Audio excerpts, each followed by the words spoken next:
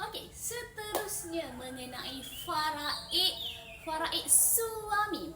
Suami pula.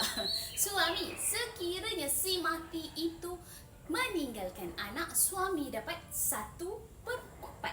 Kalau si mati ada anak, suami dia dapat 1/4. Kalau si mati itu meninggal dunia, tak ada anak, tak kira anak dengan suami ke, anak dengan suami yang sebelumnya ke, maka suami dapat 1/2. 1/4 kalau si mati ada anak, 1/2 kalau isteri yang meninggal itu tiada anak.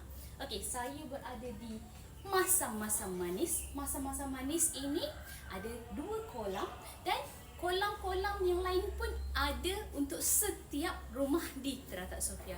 Jomlah datang, jomlah call kita punya admin di Teratak Sofia.